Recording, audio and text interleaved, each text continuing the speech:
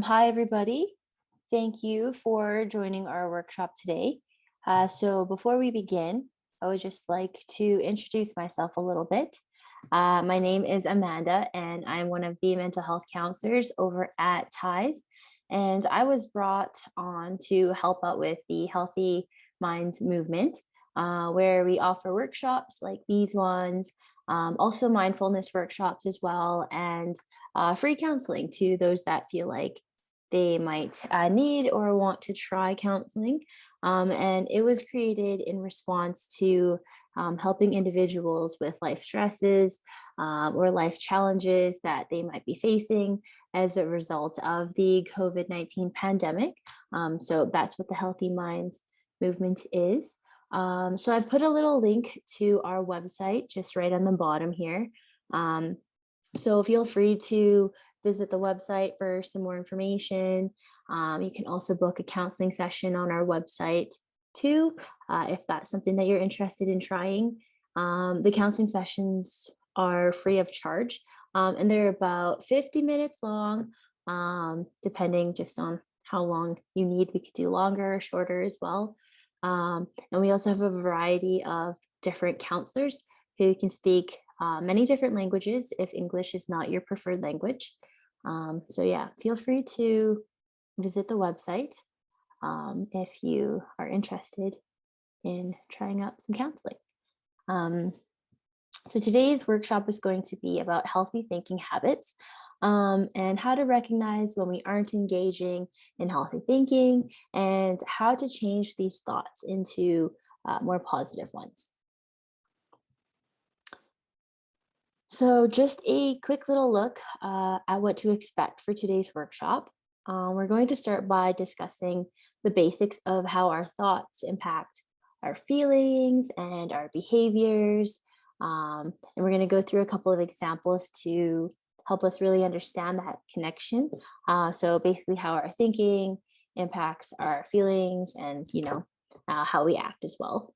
And then next, we're going to talk about cognitive distortions, which is just a really fancy way of how we are going to look at our negative thinking patterns and how to recognize when they're not exactly rational or accurate. After that, we're going to talk about some of the automatic negative thoughts that our brain has when we are in difficult situations. And then we're going to talk about how we can change our ways of thinking so they become a little bit more balanced and a little bit more positive and healthy. And then lastly, we're going to end by talking about something called radical acceptance of reality. So I usually like to start off my presentations with a quick little video to give you guys some ideas of what we'll be talking about for the rest of the presentation today. And this video uses a lot of pictures and a lot of examples to talk about how we think and how we feel as a result of those thoughts, as well as how we behave as a result of how we're thinking and how we're feeling. So just pay attention to the examples if you'd like, and then we're going to go kind of more in depth into what is discussed in the video.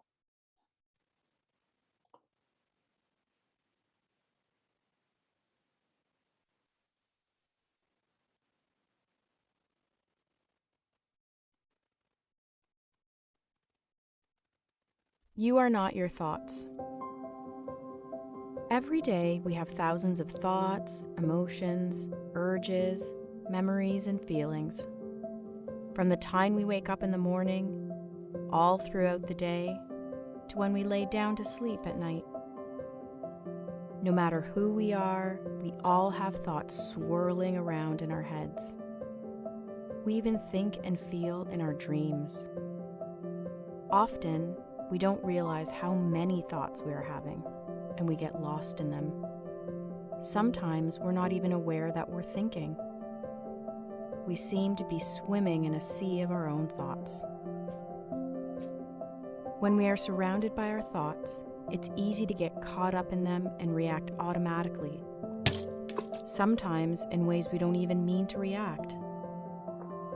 We might hold on to some thoughts, even when we don't want to. and it can feel like our thoughts are overwhelming. But thoughts are not facts, and they are not always true, even if they seem to be. Next time you feel caught up in your thoughts, try paying attention to them with curiosity and not judgment. It doesn't matter if they are true or false, right or wrong, just notice them. How fast or slow are they? Are they all very different from each other? Or perhaps you're having the same ones over and over again. Maybe they're even focused on one theme. Some of these thoughts may be unwanted. But instead of reacting to them, notice what happens to your body sensations and your emotions when you have these thoughts. Perhaps you will notice if they are bringing you closer to or further away from what is important to you or the goals you have for yourself. Observing your thoughts is a skill that takes practice, like playing an instrument. Sometimes it'll be easy for you to be able to notice and respond to your thoughts. Other times, you might have to work really hard to get some distance from them.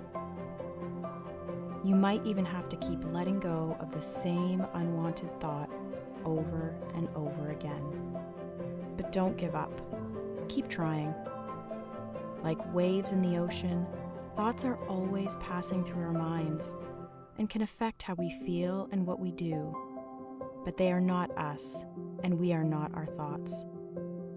Learning to be aware of our thoughts can allow us to respond with more choice instead of reacting in ways we may regret. Observing our thoughts gives us some distance to see how our thoughts make us feel. We can then choose to act in ways that bring us closer to the things and the people that are important to us.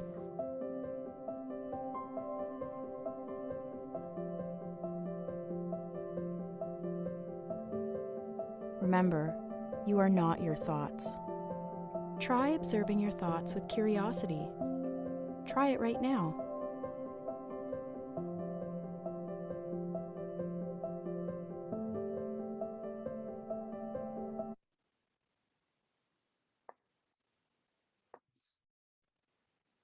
All right. So just like the video showed us, the way that we think and what we think about, it really influences the way that we feel and the way that we behave. So if we encounter a situation, let's say, which is the first box here, we're going to have some thoughts about it.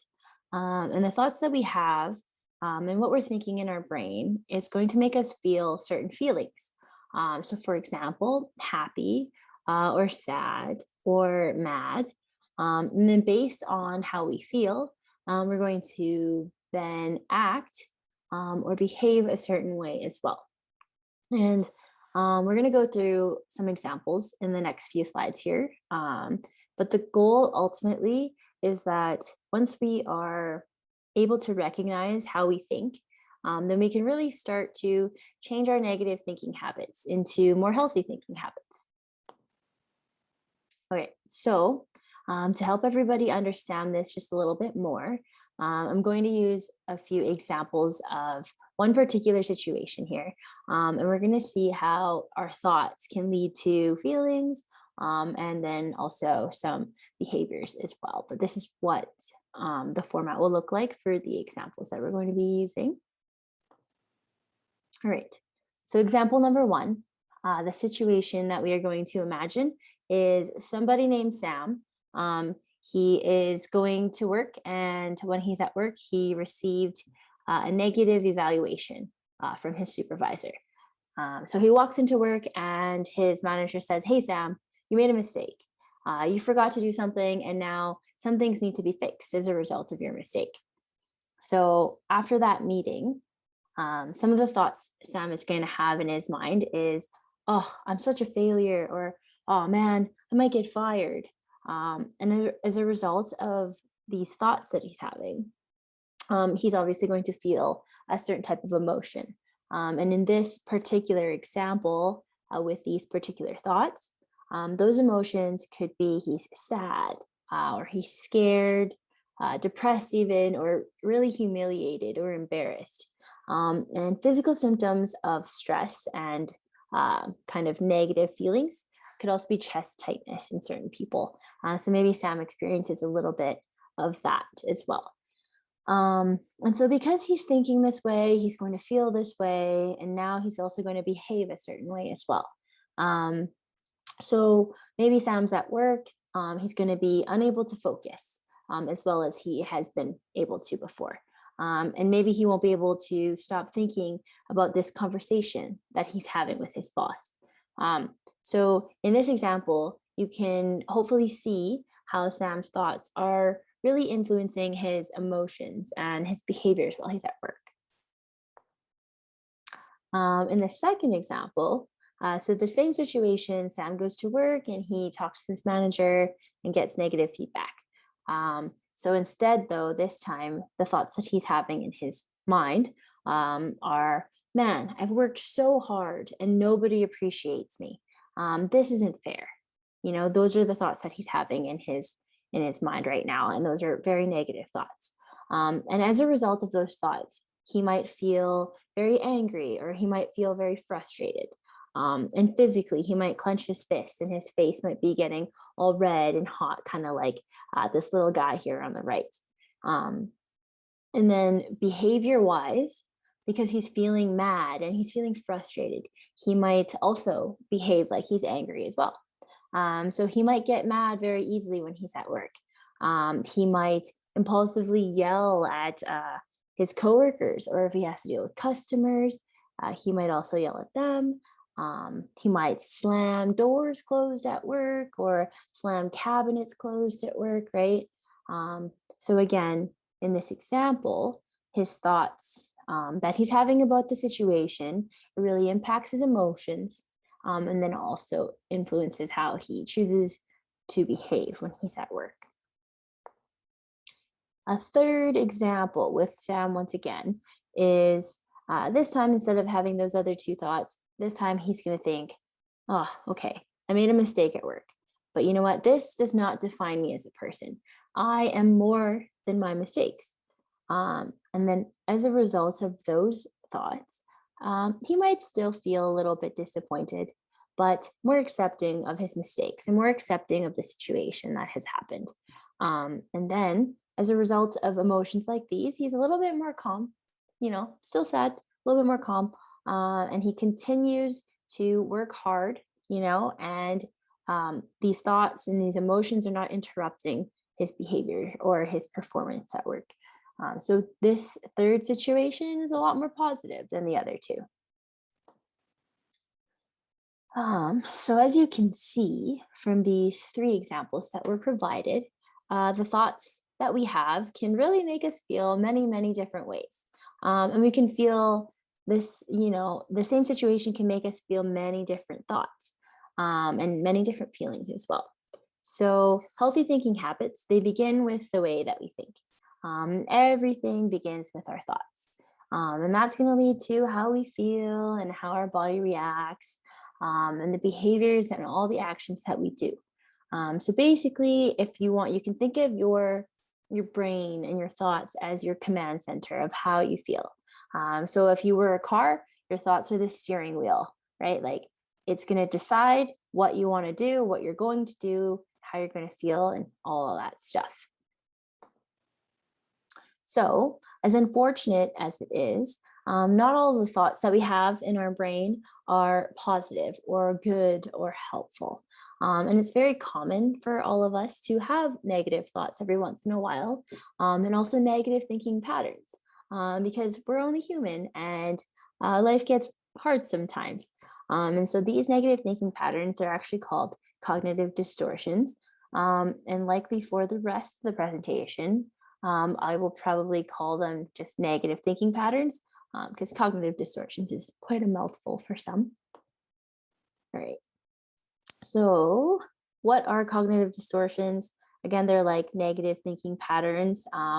They're exaggerated and irrational, and they make us perceive reality to be incorrect. You know, it's a prediction of the future or a prediction of what's happening, and it's not usually correct.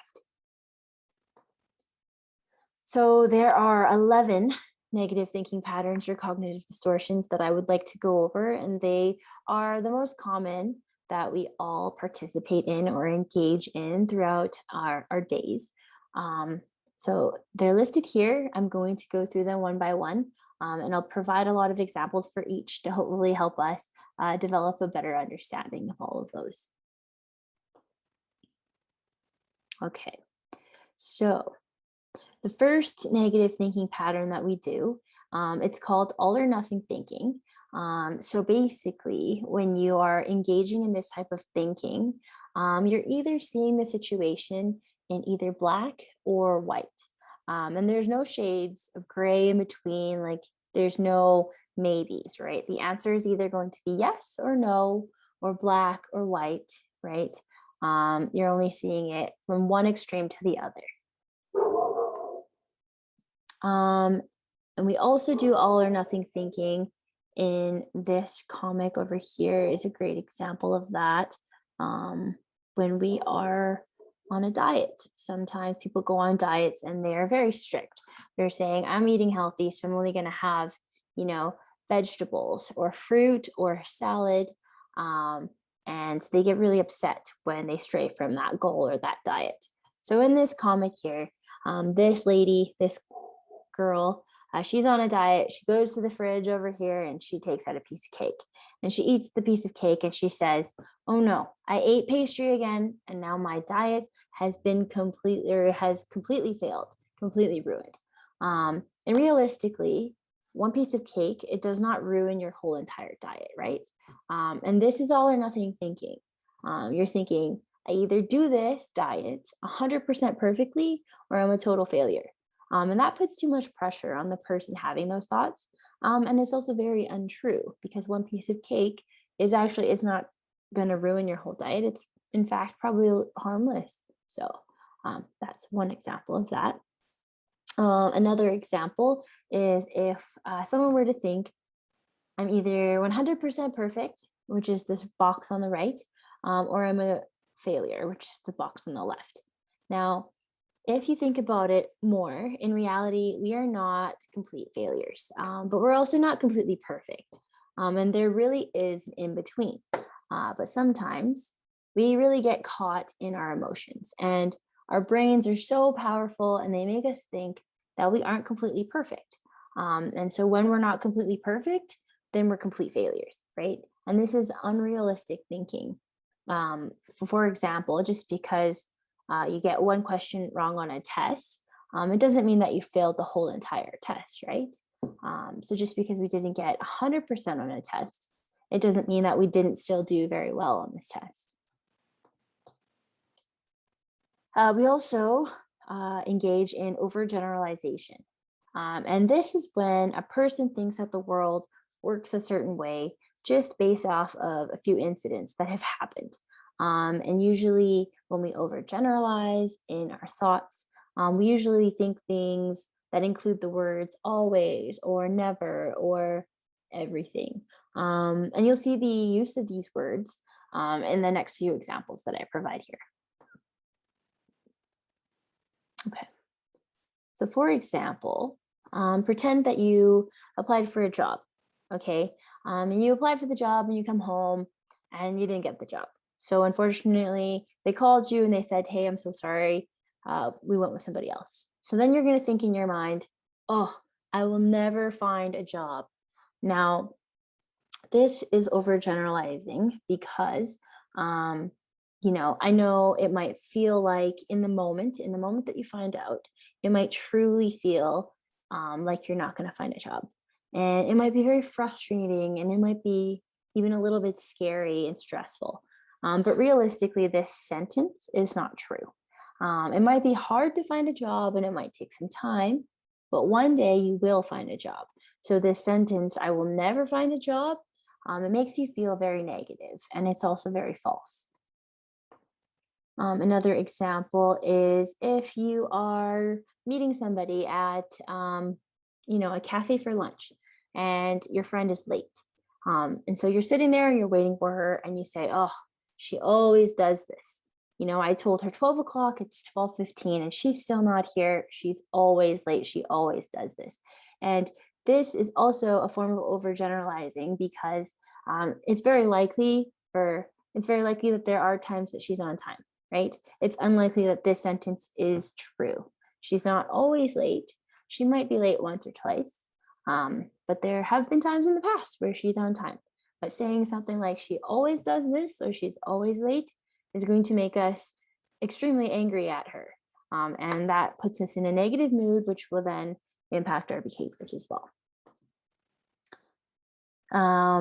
Another example is saying, I fail at everything.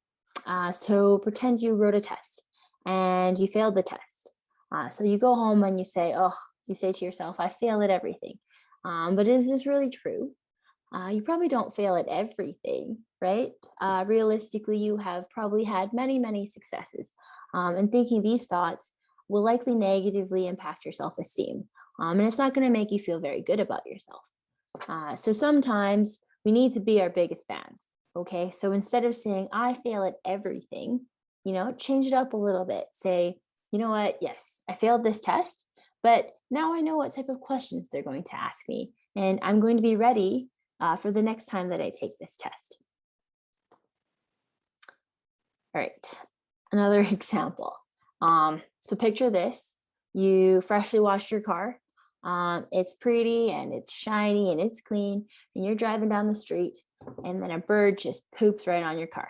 And in this situation, an example of overgeneralization would be if you said, man, birds are always pooping on my car. But in reality, how many times has it really happened? Once, twice, could be even 3 times if it's super, super unfortunate. But it's very, very unlikely that this always happens when you wash your car. So again, just a normal example of overgeneralizing when we are upset. But yeah, on a side note though, I think that when a bird poops on your car or on you, it's actually a sign of good luck. Okay, last example of overgeneralization. So picture you were having a little bit of a fight with maybe your spouse or your daughter or your sister, maybe a sibling, and you come home and you go to your room and you think to yourself, oh, nobody loves me. And it might feel like that, because you got into a fight, you're really upset, and you're really hurt. But this statement is not really accurate, you know? So just because they're mad at you right here, right? It says, just because I'm mad, it doesn't mean I stop caring. So just because someone's mad at you or just because you're fighting with someone, it does not mean that they don't care about you or that they don't love you. So that's something that is really important to remember when we are upset. Another negative thinking pattern that we engage in or that we do is called the mental filter. And when we're thinking through a mental filter, a person is only focusing on the negative aspects of a situation, and they're filtering out or ignoring all the positive things about a situation. So it's kind of like you're wearing sunglasses, you're filtering out all the sunlight, which is all the positive stuff, right? You can't see any of it. So I'll give you some examples. Right. So in this example of a mental filter, this cartoon here in this little dress, she wrote an article for the paper. And then people read it, and the internet said, 4% of people that read it didn't like her article. And instead of thinking positively and focusing on the positive aspects of the situation, she's focusing only on the 4% of people that did not like her article. Whereas if she flipped it, she would then realize, hey, you know what? 96% of people actually did like my article. But choosing to only focus on the 4% is going to make her feel very sad and very insecure about her writing. But if she focused on the 96% of people who actually really did like it and provided some good positive feedback, she might actually feel happy and very proud and like she accomplished something really good. So something we also do is we disqualify the positive.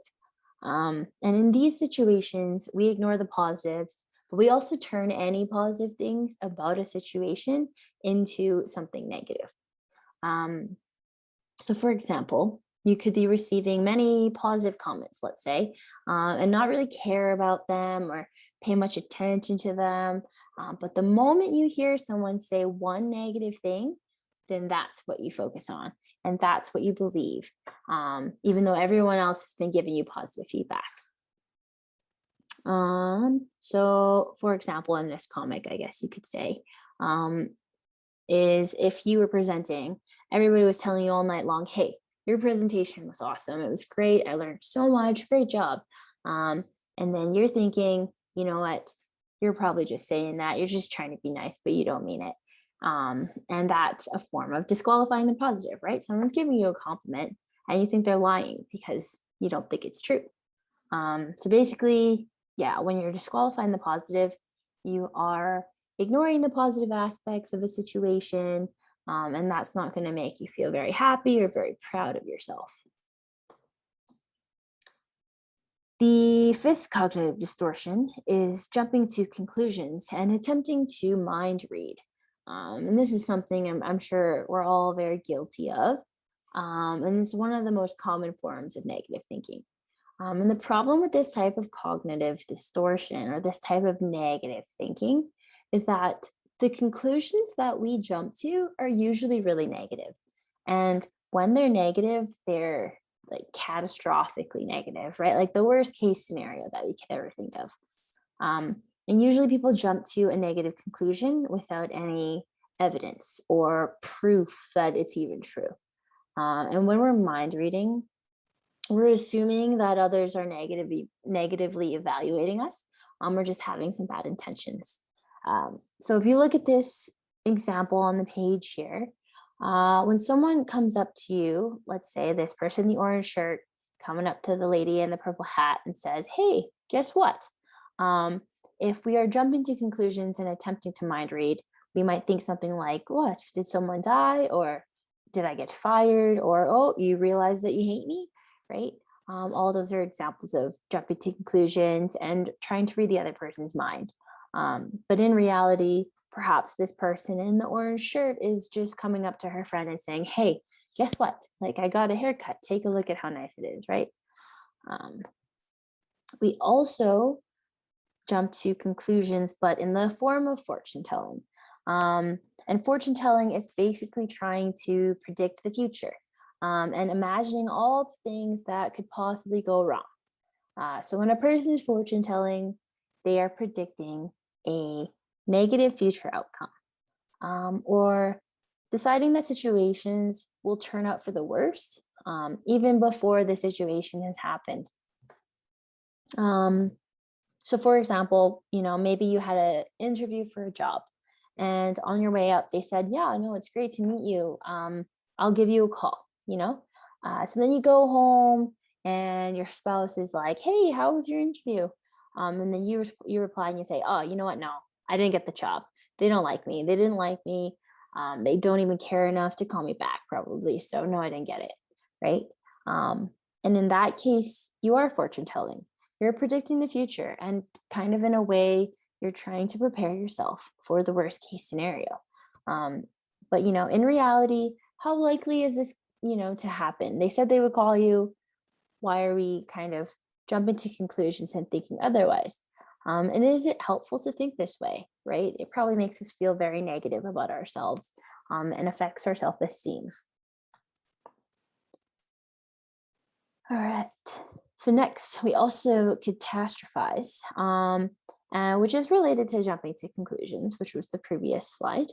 But in this case, you jump to the worst possible conclusion in every scenario, just no matter how improbable or unlikely it is.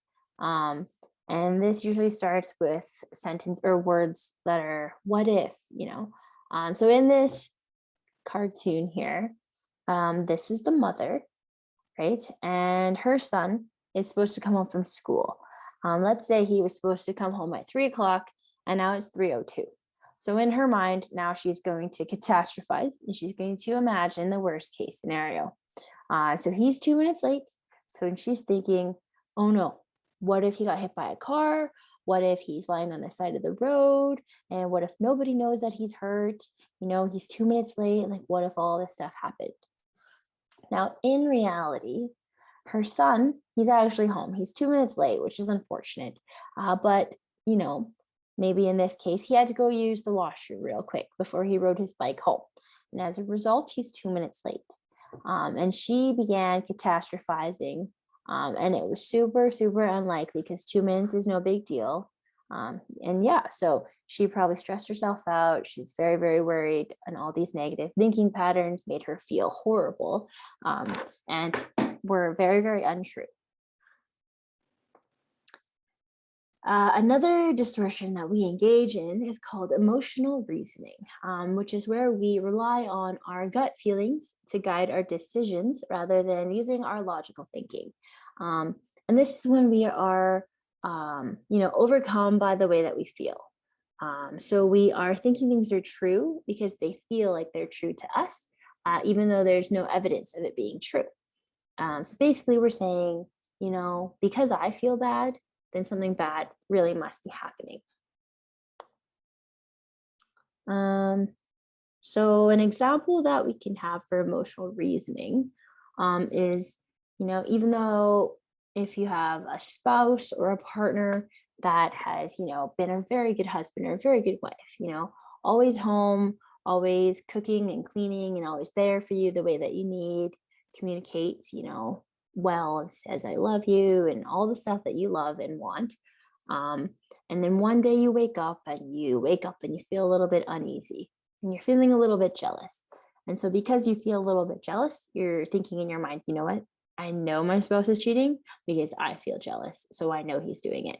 But there's really no evidence at all that this is happening.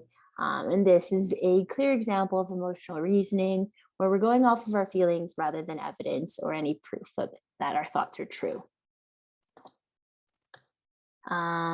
So again, it kind of looks like this when we're using emotional reasoning, which is on the left. Our heart is heavier, it's stronger, it's weighted more. We're not using our brains, we're just really using our feelings. When in fact, normal thinking, logical reasoning is more like the picture on the right here, where we're using our brain and we're using our heart, right? It should be around 50-50 and not just one or the other. Negative thinking can also be in the form of should or must statements.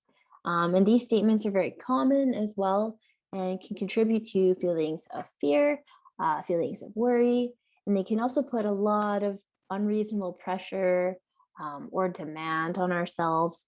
And it can make us feel guilty or like we failed. So we usually say things like, I should know how to do this, or I must get this job.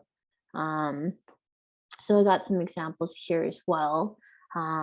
If you were late and you say to yourself, wow, I should have left earlier, because you're running a little bit late and now you're late for school or you're late for work. This type of thinking, it can really induce feelings of guilt or feelings of shame. Because you could have left earlier, but you really can't go back in time and change what has happened, right? So what you can do is maybe next time you can plan to wake up maybe 15 minutes earlier or leave the house 15 minutes earlier. But beating yourself up over being late this one time or this one day is really not helpful thinking, because again, we can't change the past. Should and must statements. We also use them when we talk about other people in our lives as well. So for example, he should thank me for all of my help, or he should have taken the chicken out of the freezer before I got home. And these thoughts, again, they can lead you to feel frustration. They can lead you to feel anger, and it can make you feel bitter when other people are failing to meet the expectations that we have for them. And when they don't do what we kind of wanted them to do or what we expected them to do. But it's really important to remember that no matter how hard we wish, sometimes we really can't control the behaviors of another person.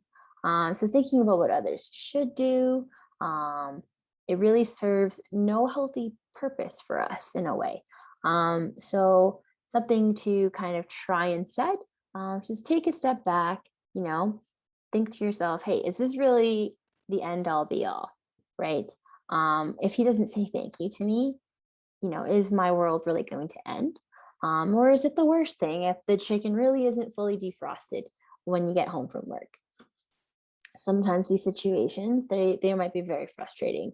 But despite whatever the situation may be, it's very important to remember everything will be okay, right? Ultimately, everything's going to work out, even though, it's not exactly what you wanted or what you had planned. So yeah, just remind yourself, use a little mantra, everything will be okay. Try to take yourself back to baseline. Another distortion or negative thinking pattern we engage in is called labeling. And this is when we think that someone didn't do something by accident or by mistake, but it was kind of because of a personal quality. Like it was who they are, and that's why it happened. So I'm going to give you some good examples, hopefully, to help you understand that. So, for example, you might say, because I failed a test, I am a complete failure, right? You're labeling yourself as a complete failure. But again, just because you failed one test doesn't mean that you are a failure. And if you think a little bit more about it, there's going to be many, many successes that you've had in the past. So one test, it really doesn't define who you are. Or if you have a coworker that is frequently late for work, you then say, because she's frequently late for work, she's an irresponsible person. But again, just because she's late for work, it doesn't mean that she's irresponsible, right? There could be many other circumstances or other things that might have happened that caused her to be a little bit late, but she's probably still a great, responsible human. Or my personal favorite is, she was rude to me once, so she's not a nice person. Now, it's important to remember that we all have our bad days, but our behaviors during these difficult times shouldn't define who we are as individuals, right? How we act or what we say when we're in a really bad mood, it's not who we are as people, right? We're still very nice. We just had a bad day. And sometimes we label somebody's, poor behaviors as who they are as people. But yeah, in all these cases, conclusions are being drawn off of just one single experience. They're not necessarily accurate either. The last one, the last negative thinking pattern that I'm going to talk about today is personalization and blame. And so when we engage in this type of thinking, an individual or the individual doing that tends to take things very personally. So he or she may attribute things that other people do as a result of their own actions or their own behaviors. And this type of thinking, it also causes a person to blame themselves for things that are outside their control. So if you look at this little cartoon here, okay, there's the daughter, and there's the mom, and there's the dad. So the mom and the dad are arguing maybe about who has to cook dinner.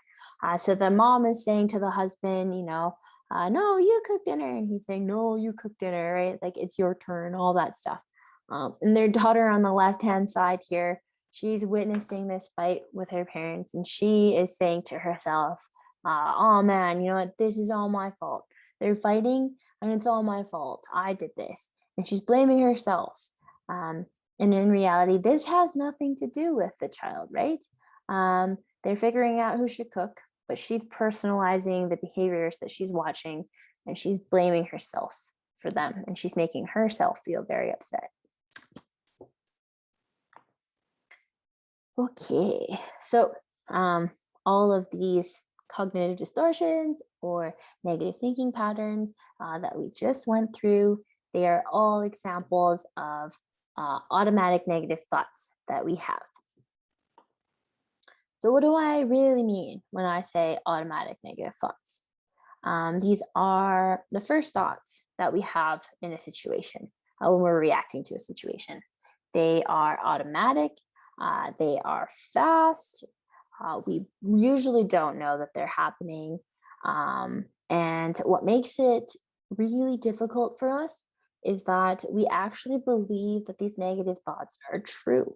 And these negative thoughts that we think are true, they actually have the potential to trigger a bunch of negative emotions.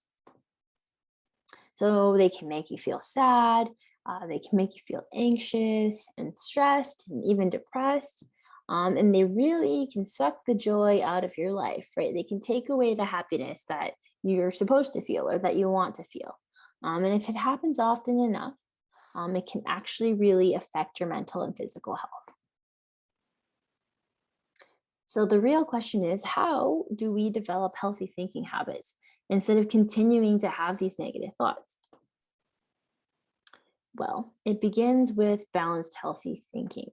And balanced, healthy thinking is a way of looking at things a little bit more realistically. So instead of seeing things as black or white or all or nothing, you're going to learn to see all the shades of gray as well. So the first step is to identify the situation. Okay, so before we can make any positive changes, we first really need to figure out what is happening. So take a step back, take a couple deep breaths and then ask yourself, okay, what's really going on right now? And then you're going to want to list your thoughts and find the most negative thought that you're having. Um, and after that, then you'll want to find proof that this negative thought is true. So you're going to ask yourself, what are some facts that might make this negative thought that I'm having true? And then we're going to move on to the next part, which is when we are going to find proof or some evidence that makes this negative thought false. So you can ask yourself, hey, what are some things that make this thought invalid or things that make this thought not true at all? And the next step is to ask yourself, am I engaging in a cognitive distortion? Am I engaging in any negative thinking patterns? Like the examples that we kind of just discussed, you know?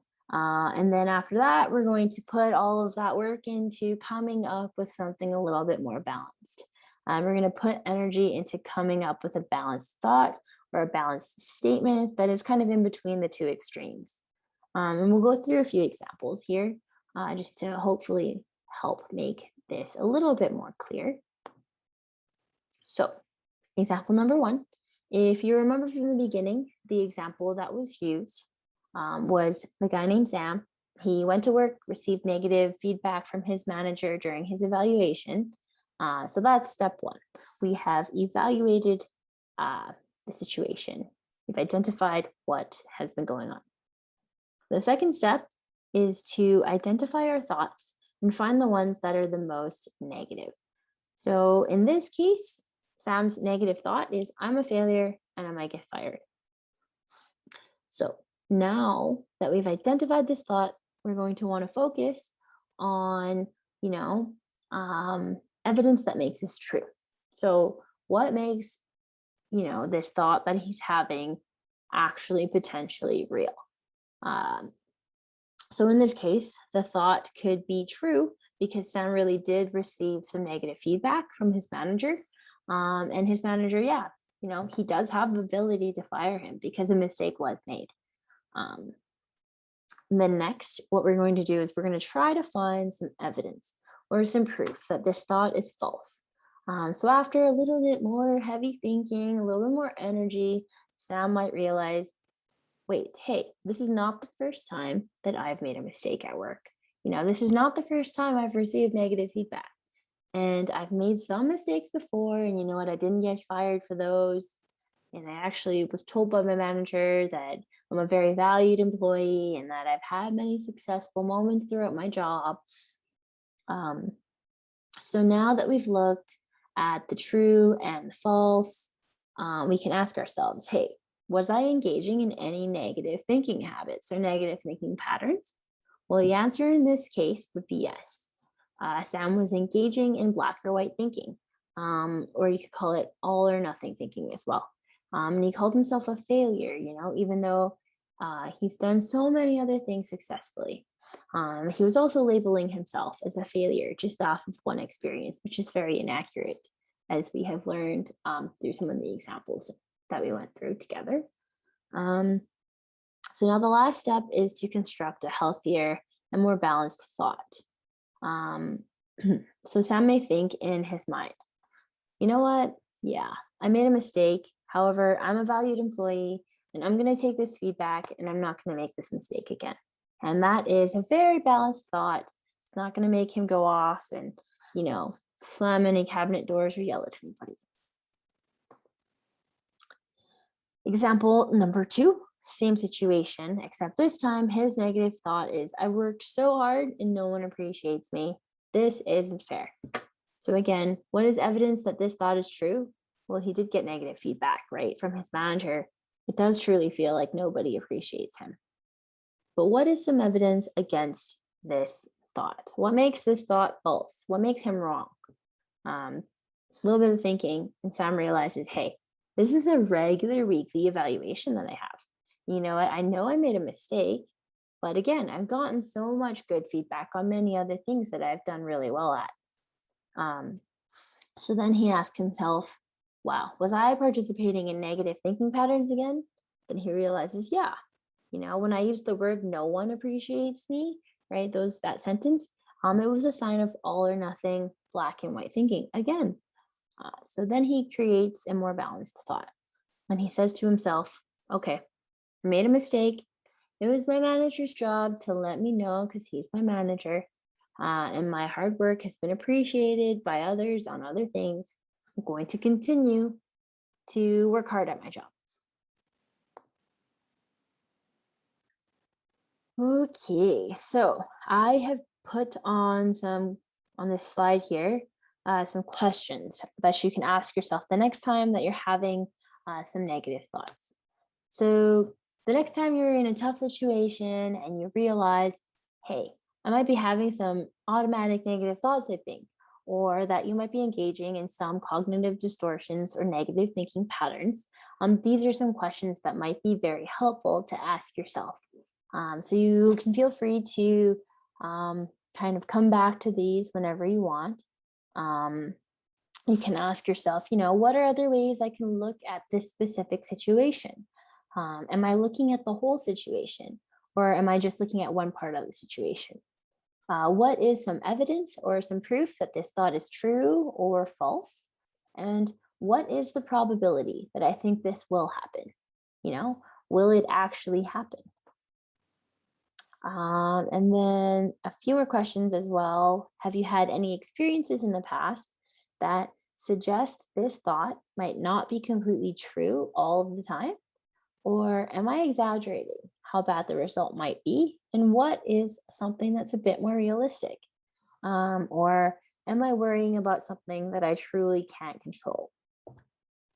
My favorite question, one that has been super helpful for a lot of my clients, is if a friend or a loved one was in this situation and had this thought, what would I tell them? So use that question if, all the other ones, don't stand out to you. I think this one, this bolded one at the bottom, it has been the most helpful for many people that I've talked to.